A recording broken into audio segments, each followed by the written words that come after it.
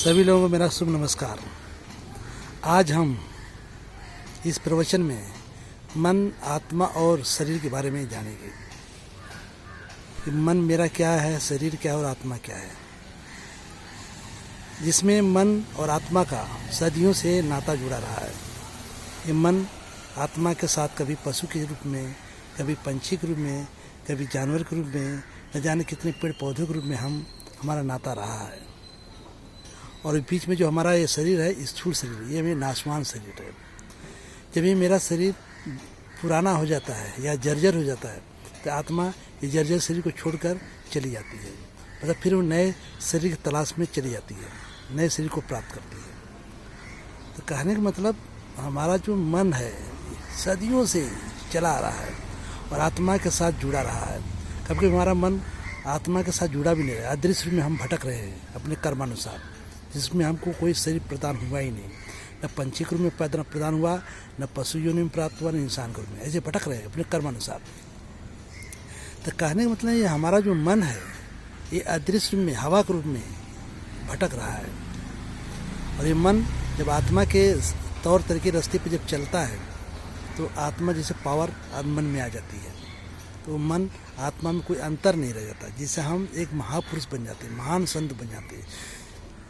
कहते हैं जीता जागता है परमेश्वर का रूप हमारा हो जाता है, जिसको हम छू देते हैं उसका काम हो जाता है, जो मुंह से बोल देते उसका काम हो जाता है। लेकिन यही हमारा मन आज की माया के चक्कर में फंसा रहता है, जिससे हम आत्मा के रास्तों पर चलते नहीं। आत्मा को हम सुनते हैं लेकिन आत्मा की चीज़ को महसूस नहीं करते, इसलिए हम सदियों से भटक रहे हैं। ये आत्मा को जानने के लिए ही आपका ये मनुष्य का जन्म मिला है।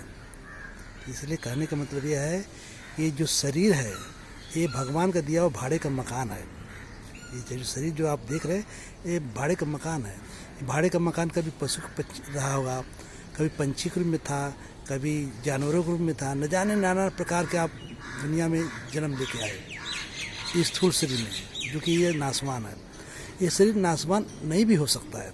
जब आप मन को आत्मा के हर तौर तरीके पर चलने लगता है, आत्मा के इशारे पर चलता है, तो आत्मा के उस बहाने हमारा मन भी अजर अमर हो जाता है। जैसे हनुमान जी थे, राम राम का इतना भजन करने के आज तक वो अमर हैं, मरे नहीं हनुमान जी। ऐसे हमारे कितने 8 लोग का ऐसे शास्त्रों में नाम आता है, जिसमें विदुर जी हैं, विदुर जी हैं, उसमें अश्वत्थामा भी हैं, विभीषण भी हैं।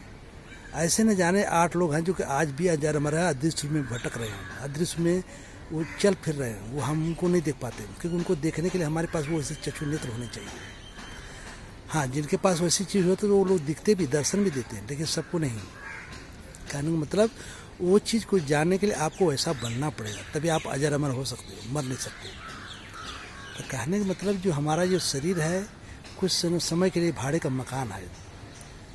यह शरीर जब जर्जर हो जाता है, पुराना हो जाता है, या शरीर में कुछ अंग भंग हो जाते हैं, शरीर सड़ने लगता है, तब हमारा शरीर को आत्मा छोड़कर चली जाती है, फिर दूसरे शरीर को धारण करती है। तो कहने का मतलब यह है कि आपका जो मन है आज से नहीं है, सदियों से चला आ रहा है, और इसी मन को आत्मा के साथ जोड़ना है। मतलब जिस दिन आपका मन आत्मा के तौर तरीके पर चलेगा, आप भी, आपके मन चाहे इच्छा पूरी होगी, जो चाहोगे आप वो होगा उनकी दया से। लेकिन आप बोलोगे कि यार हम तो खाली भगवान का नाम ले रहे, हमारा हो जाए, ऐसा नहीं हो सकता। आपको जो शरीर मिला है ये भी आपका शरीर हमारा अजर हो सकता है, लेकिन आप उसके तौर तरीके पे चलेंगे तो, नहीं तो नहीं हो सकता। तो कहने का मतलब आपको आत्मा के रास्ते पर चलना ही एक ज़िंदगी के एक मेन लक्ष्य होना चाहिए।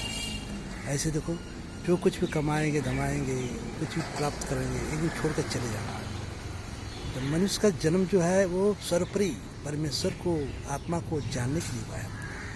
इसी आत्मा के बारे में भगवत गीता में बताया गया है। आज भगवत गीता जो किताब है वो आत्मा की किताब है।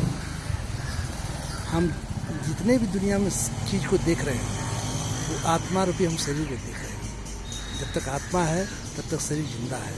आत्मा छोड़ के चली गई तो बोलते कि चला भाई इसको जला दो, गाड़ दो, अब ये शरीर गलने लगता है, दुर्गंध आने लगती है। इस कहने का मतलब हमारा सारा जो खेल है आत्मा के बहाने ही है।